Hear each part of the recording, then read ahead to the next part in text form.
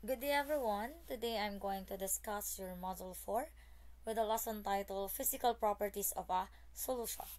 So we have our learning targets or learning objective. One is to describe the types of a solution. So today, ano nga ba yung solution na yan? So, solution, it is a mixture of two or more substance that is identical throughout. The word identical, nagiging iisa sila na pag-aralan na natin to before. We call them the homogeneous. That's why homo means one. So, ang solution daw natin, it can be physically separated. So, all portions of a solution have the same properties. Ang solution natin, should be composed of two. Should be composed of solute and solvent. Pag sinabi nating solute, ayan yung bagay o yung object natin or substance natin na inihahalo natin. Pag sinabi naman nating solvent, yan yung substance kung saan natin ihahalo or paghahaluan nung solute natin. Example natin dyan, ng solute ay iced tea mix. O yan yung mga Nestea apple natin na nakalagay sa sachet. And then, water natin, that is your solvent. Kung gusto natin yang inumin, kailangan mo munang ihalo yung iced tea mix dyan sa ating water. Pag pinaghalo natin yung dalawang yan, we call them your solution. Maliwanag po. So, naging iced tea na siya. So, pag hindi pa sila nahalo, yung nasa, yung powder lang na iced tea, we call them the solute. Then, yung water natin, we call them the solvent.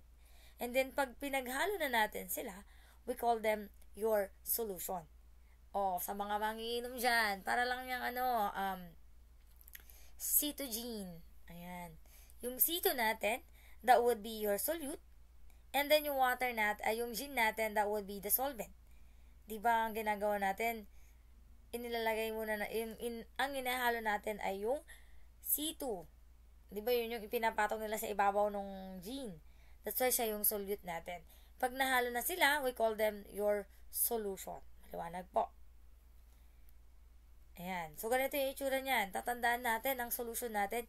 In order for us to have a solution, kailangan natin ng solvent at a solution.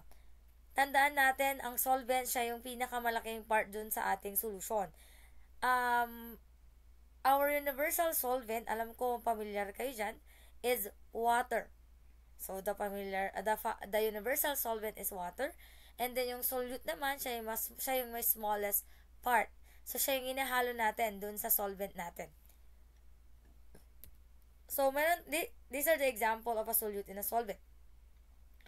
Example natin are the salt water. Yung salt, that is your solute. And then, water natin, that would be the solvent. That's why maalat yung salt water natin. Salt water is tubig dagat. Maalat yung tubig dagat natin because of the combination of a water and salt. So, that is your solution. Same goes here. Yung blood natin, it's another example of a solution.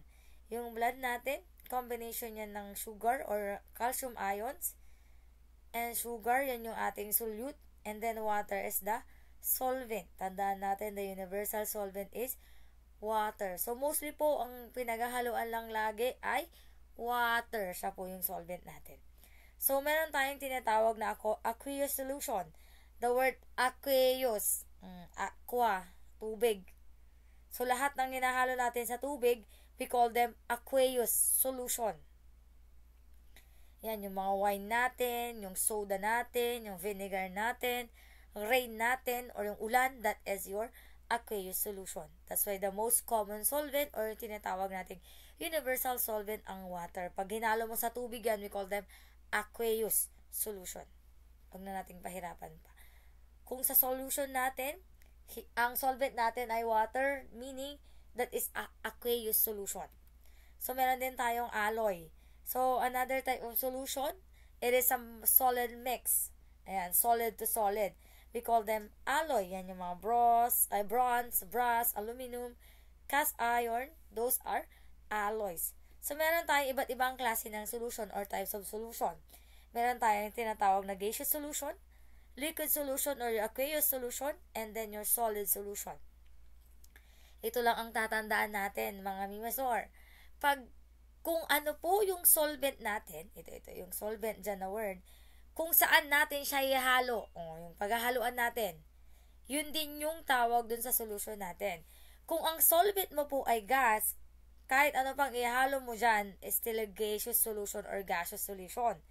Pag liquid yan, solvent mo ay water, aqueous solution yan. Kahit gas pa yung ihalo mo sa liquid, liquid to liquid, solid to liquid, ang solution natin ay liquid solution. Pero pag ang solvent natin ay solid, matic yan, solid, kahit ano pa ang ihalo mo dyan. Kung solid ang solvent, solid din yung solution natin. Kung gas ang solvent, gas ang solution natin or gaseous solution natin. Pag liquid or water yung solvent natin, tatandaan natin that is a liquid solution or aqueous solution. So, nakadepende yan. So, ang solution natin, nakadepende po yan lagi sa solvent. Huwag niyo pong kalilimutan. Sa solvent. Kahit ano pong klaseng solute ang meron kayo, ang solution natin, nakadepende yan sa solvent. Kasi nga po, sabi ko kanina, ang solvent, siya po yung may pinakamalaking part dun sa solution natin. So, pag gas to liquid, that is your carbonated drinks, that is your soda or coke.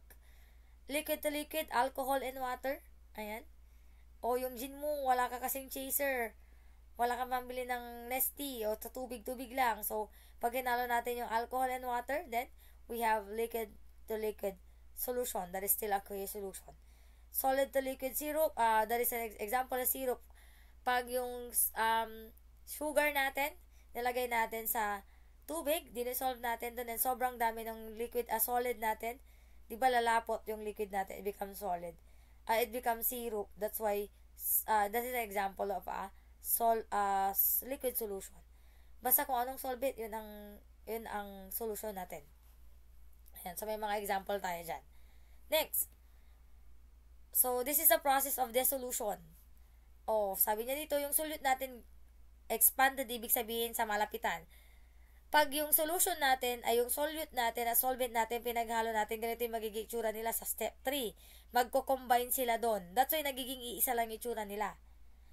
Parang yung iced tea mix natin kanina, plus water, nung pinagsama natin sila, kung anong kulay nung iced tea mix natin, ganun din yung kulay ng water natin. And we cannot see hindi na natin makikita yung bakas ng nakaraan. Kasi they become one. That's why they call them homogeneous solution. So, meron tayong various factors affect how solute dissolve and the solvent. Ito yung mga factors natin. Kung bakit hindi basta-basta nadidissolve yung ating solute dun sa solvent natin. Una, nakadepende yan sa polarity. Pag sinabi natin polarity, kung ano dapat yung magkatulad, yun lang po yung dapat yung pinagsasama natin. That's why dito nag-a-apply yung principle na like dissolves like. Polar, pag polar yung solute, dapat polar din yung ihahalo natin. Hindi pwede ang non-polar. Example ng polar ay water. Hindi ka pwedeng maghalo dyan ng oil because oil is a non-polar. So, mangyayari, hindi sila mag-combine.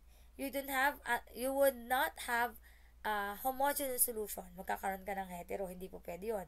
So, tatandaan natin sa polarity, polar combines only to polar. So, anong pwede dyan? Kunyari, water, it's a polar. So, hahanap ka din ng katulad ng polar. Example ay your sugar. So, pwede that is a polar or glucose. Then, pwede natin sila i-combine dun sa water natin kasi pareha silang polar. Next, pag non-polar naman, for example, oil. Ihalo mo sa gasolina. Gasoline is a non-polar also. So, pwede silang mag-combine. Maliwanag po. Pero pag yung water ay yung gasolina, i-combine mo dyan sa water, hindi po pwede. Because water is polar, gasolina is non-polar. So, tandaan natin, like dissolves like. Dapat magkaparehas yung pinagsasama natin. So, polar to polar, polar to non-polar lang po ang pwedeng paghaluin. Maliwanag. Next, surface area. Pag sinabi natin surface area, yung lugar o area or container na paghahaluan natin. Ayan. Pag konti lang yung ihalo natin, tas malaki yung area natin, for example, meron kang 1 litrong pitsil ng tubig. Tapos, ang ihalo mo lang ay 2 kutsara ng Nestea. Anong itsura ng yung juice? Ayun, malabnaw. Kasi nga, kukunti yung particles natin, mabilis matunaw yung ating solute, yung solute natin, kasi mas malaki yung surface area. Pero tatandaan natin, pag marami din yung solute natin, and then, maliit lang yung container natin, for example, isang tasa ng tubig, isang baso ng tubig, hahaluin mo yung isang sachet ng orange juice, o maliit yung surface area, marami yung solute, ano mangyayari? Nagkakaroon ng mas masyadong saturated or concentrated yung ating solution. So, tandaan natin, nakadepende yan sa pag the more na malaki yung area, the more na mas mabilis ma-dissolve yung ating solution o yung solute natin. So, pag sinabi natin smaller particles, ibig sabihin malaki yung area natin. That's why naging small lang yung particles natin. Since maliit lang yung particles natin, madali na lang siyang ma-dissolve dun sa solution natin o sa solvent natin. Naliwanag po. So, tandaan nyo lang yun pag masyadong malaki yung container natin and kung konti lang yung ihalo natin, of course, mabilis ma-dissolve yan. Pero pag maliit lang yung container natin, tas mas maliit lang yung container natin and yung solute natin ay madami, napakahirap pong tunawin. I-try nyo na lang po. Kunyari, meron kang isang baso, sabi ko nga kanina, isang sachet ng orange juice, napakahirap tunawin ng buo or ma-dissolve yung buong powder na yan doon sa isang baso lang ng tubig natin. Maliwanag po. Next, we have the temperature. Tatandaan natin, the more na mataas yung temperature, mas mainit. Mataas nga yung temperature. The more na mabilis yung pag-combine ng dalawang substance natin, yung solute and solvent natin. Kaya nga, di ba, ang ginagawa nila, kung gusto mong mabilis na matunaw yung ating powdered mix, ilagay natin sa mainit na tubig. Kasi the more na mainit yung water natin, mabilis na ma-dissolve yung solute natin. So, yung mga gumagawa ng mga milk tea, tapos milk tea powder yung gagamitin nila. Actually, ang ginagawa nila, halo nila sa hot water, yung mixture, para mas mabilis matunaw, ma-dissolve, and madali siyang timplahin. Ganon. Sa gas naman, ang kabaliktaran naman yan, kapag sa gas naman, since mainit, di ba pag mainit, mataas yung temperature natin, sa gas natin, nagiging excited sila, mas mabilis yung mga galaw nila. Ang tendency, pag mataas yung temperature sa gas, nagkakaroon ng mababang dissolution or pag-combine ng dalawang substance natin. Bakit? Sa sobrang excited ng mga molecules natin, nakakawala sila dun sa solution natin. So, ang tendency, nababa yung penetration ng solvent at solute, or mababa yung combination ng solute and solvent natin. So, sa solid and liquid, the more na mataas yung temperature nila, the more na mataas ang dissolution. Pero sa gas, the more na mataas ang temperature, mababa ang dissolution niya or ang pag-combine ng dalawang object or substance natin. Next, pressure. So, the more na mataas ang pressure natin, mataas ang solubility or pag-combine or pagsama ng dalawang substances natin. So, mas mabilis silang haluin pag mataas ang pressure natin. Next, meron tayong iba't ibang klase ng solution. Meron tayong tinatawag na saturated and unsaturated. The word saturated, ibig sabihin, masyado pong madami yung solute natin. Yan, tignan mo yung nasa gitna natin. So, dito, meron tayong juice dyan or mga drinks, orange juice. So, sa saturated, na sobra mo ng asukal. So, ang tendency, ayan, hindi siya masyadong nadidissolve. Sabihin, pag ininom mo yan, meron ka pa rin, mararamdaman mo pa rin yung texture nung asukal natin. That is saturated. Pag unsaturated naman, wala kang makikita dyan. Ayan, ibig sabihin, nalusaw na yung sugar natin. Pag iinumin mo siya, pure, smooth lang. Wala kang mararamdamang gaspang nung liquid sugar natin. That's why unsaturated. Less yung solute natin. Pag saturated, more yung solute natin kaysa dun sa solvent natin. And that's given specific solvent. So, parang yung kanina sabi ko, isang taso ng tubig, tapos nilagyan mo ng isang powder drink. Since mas marami na yung solute natin compared dun sa solvent natin, nahihirapan na siyang i-dissolve. So, ang nangyayari, nagiging saturated.